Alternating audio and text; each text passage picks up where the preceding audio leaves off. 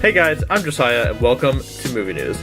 Today we have some really interesting things to talk about in today's video, so make sure you subscribe if you're new around here and join the best movie-loving community here on YouTube. Last night, reviews for M. Night Shyamalan's new movie Glass came flooding in, and it is quite interesting what people have to say about this film.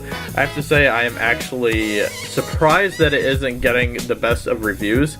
It currently sits at a 37% on Rotten Tomatoes, and I was predicting it would be about a 70% score, so that's quite a drop from what I was predicting the film would be.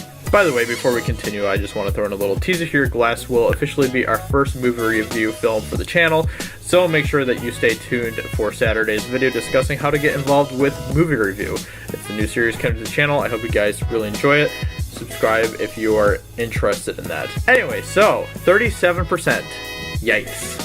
But let's go ahead and dive into some of these comments that have been said about the film from critics and journalists and see if we can get a feel for what people are thinking about the film. This is what Monica Castillo from The Wrap has to say about Glass. Performances aside, Glass is a pretty mixed bag of exposition-filled dull moments and pedantic dialogue.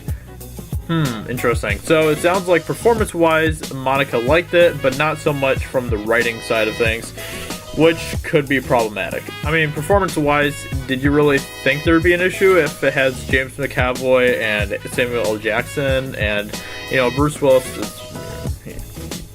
But you have Samuel L. Jackson and James McAvoy. I mean, come on. Performance-wise, we kind of expect it to be good, you know. Writing-wise is a different story, it sounds like. Shyamalan, who also wrote the film, unloads comic book knowledge at the expense of character development, going so far as to explain what a showdown is and having a character give a brief history of the comics medium, which seems extraneous in a world where superhero films have opened in theaters every summer for the past decade. That moment would have worked in 2000, but nowadays any kid on an American playground has heard of the Avengers. Very true. Despite its flaws, the movie has a fair share of entertaining scenes, usually the ones involving all three leads. However messy, Shyamalan still has a few tricks up his sleeve when tying the threads of these separate movies together. I can definitely see what she's saying here. If Shyamalan is going into so much exposition in this film that he explains what a showdown is, well, that's kind of a yikes on his part. I mean, that is completely unnecessary in today's cinematic climate. I mean, with that being said, though, you know, it sounds like she found it still worth her while, at least in some ways. And I'd say this is a pretty balanced review of the film. This is the most balanced review I could find about the film. This review from Chris Evangelista from Slash Film, I am a big fan of Slash Film, says this: in his past work, Shyamalan has displayed a wonderful knowledge of cinematic language and a masterful control of the camera. But none of that is on display in Glass, which only has a few memorable shots spliced into a visually bland, flat space. Oof. This becomes even more noticeable when the director cuts in some deleted scenes from Unbreakable, which look gorgeous, atmospheric, and, well, cinematic. Where did the filmmaker who shot those scenes 19 years ago disappear to? Like Superman exposed to kryptonite, Shyamalan has lost all his powers directing Glass. I can only hope he gets them back soon. Me too, if this is the case. So this is really interesting. It sounds like Shyamalan really lost his touch again when making this film, and that's kind of frustrating. I mean, at least from like a cinematic standpoint, it sounds that way, and that's a bit disappointing to hear. You know, it's like I don't know. I just hope that Shyamalan isn't going to like backslide again into becoming a mediocre filmmaker. But we'll have to wait and see. Big fan of Shyamalan here and stuff, and I don't really want to see him slide back into making, you know, crap. So hopefully that doesn't happen. A review from Collider reads, one of Shyamalan's worst tendencies is to not let a clever idea just be clever.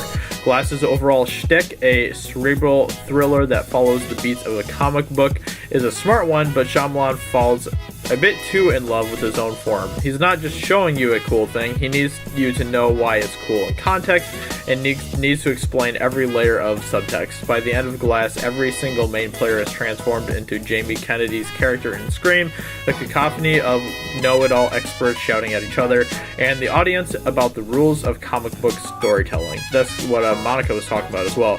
This is especially grating in 2019 when your 6-year-old nephew could probably write a treatise on how this stuff works. Accurate. Man, it really sounds like Shyamalan went overboard with the exposition, and hopefully this doesn't ruin the experience for us when we go see it.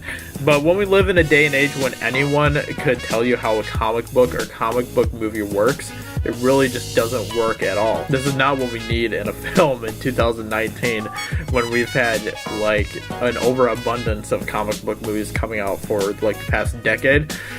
Doesn't work, man. Doesn't work. But hopefully that doesn't get in the way of the experience, you know? I mean, if it's something that's every once in a while in the film, I can forgive that. Hopefully it doesn't become so overbearing, but it kind of makes it sound like, from what these people have to say, that it kind of does, and that kind of freaks me out a little bit. I've actually enjoyed a lot of Shyamalan's films, even the ones that have been pretty negatively received, such as Lady in the Water, which was also very expositional, and that's kind of what made me think about that's what Glass kind of made me think about, you know, like Lady in the Water. There's a lot of exposition in that film as well. It didn't really bother me, and I don't know, maybe I'm just not as big of a stickler when it comes to like exposition, but I don't know.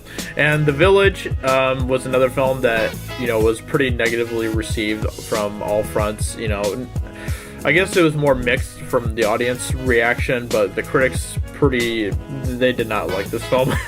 But I actually really enjoyed The Village. But all that aside, I'm still fairly confident I'll enjoy this film. Honestly, Shyamalan has, for the most part of his career, been a pretty like mixed received filmmaker, beyond maybe 2 or 3 of his films that are just incredible, like Sixth Sense and Split, and some of those films. Even Unbreakable was pretty well received. So I'm not exactly worried about Glass, if that makes sense. I have a feeling I'm still going to enjoy it, and now I'm even more curious to see it, knowing it's been received with mixed reviews. This is not how I expected this to go, and now it kind of actually makes me even more interested to see the film, if that makes sense. Maybe that's kind of a sick and twisted way of looking at it, but that's just kind of what I feel and stuff, you know. But either way, I just hope that it's at least a satisfying ending to this trilogy, because if it's not that, then that's going to be kind of disappointing.